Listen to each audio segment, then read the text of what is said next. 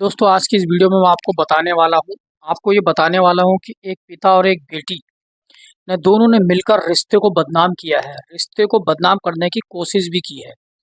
शर्म लज्जा को छोड़ दिया है और बेटी और पिताजी ने आपस में संबंध बना लिए हैं। वीडियो के अंत तक बने रहिएगा दोस्तों।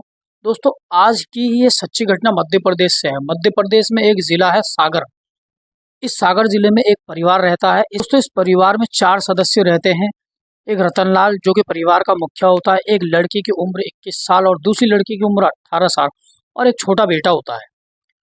और दोस्तों रतनलाल की पत्नी कुछ समय पहले यानी कि 2 साल पहले एक्सपायर हो जाती है। पड़ोसी पिताजी खाना खाते हैं। खाना खाने के बाद लड़की फिर से पिताजी के बिस्तर पर आकर लेट जाती है और पिताजी लड़की से पूछते हैं तुम्हारी तबीयत खराब है या फिर कोई दिक्कत है, कोई परेशानी है तो मुझे बताओ। तो लड़की कहती है मुझे मम्मी की बहुत याद आ रही है, इस वजह से मैं तुम्हारे साथ ही सोना चाहती हूँ।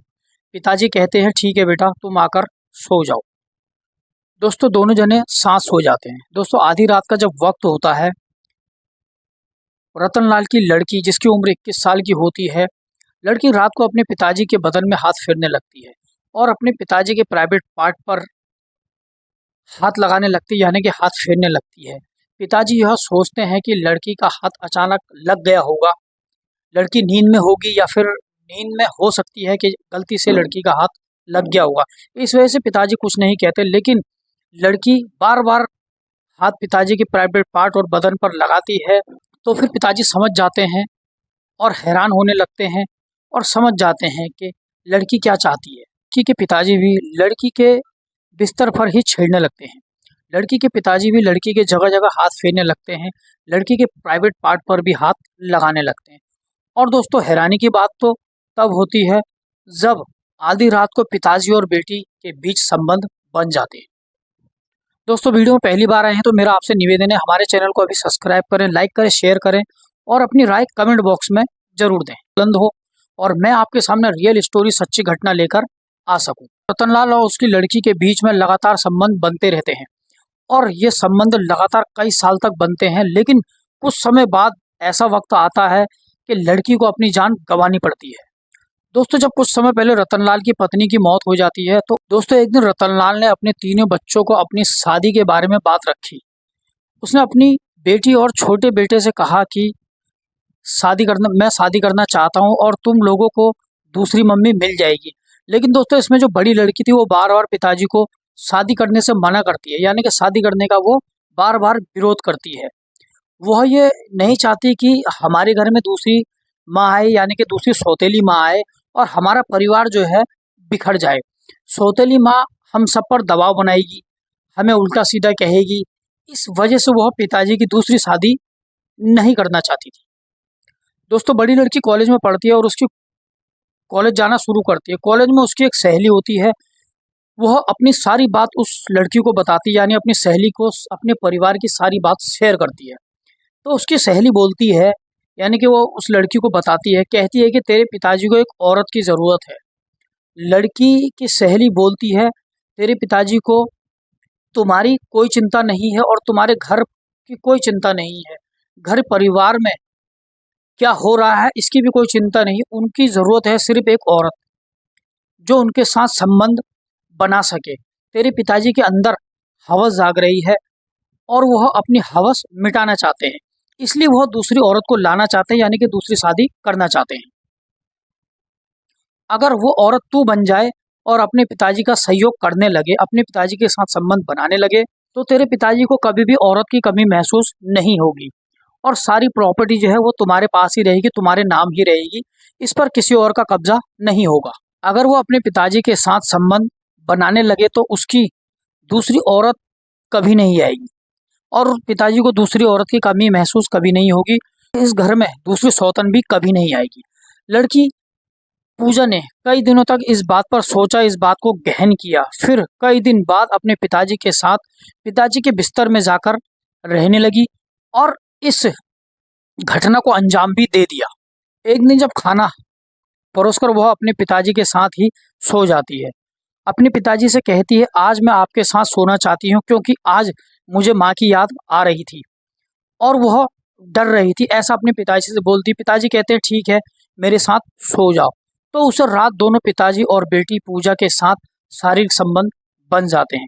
दोस्तों ये शारीरिक संबंध का जो रिश्ता होता है, हवस का जो रिश्ता होता है, यह थमता नहीं है, यह लगातार कई महीनों तक चलता है या फिर कई साल तक भी चलता रहता है। अब दोनों को एक दूसरे की लत लग जाती है और दोनों एक दूसरे की कमी पूरी करते हैं। दोस्तों दोनों शारीरिक संबंध बनाने लगते हैं। दोस्तों दोनों शारीरिक संबंध बनाते बनाते इतना मगन हो जाते हैं कि एक दिन लड़की पेट से हो जाती है, यानी अपने पेट में अपने पिताजी का बच्चा उसके पेट में जन्म ले लेता है, वो प्रेग्नेंट हो जाती है।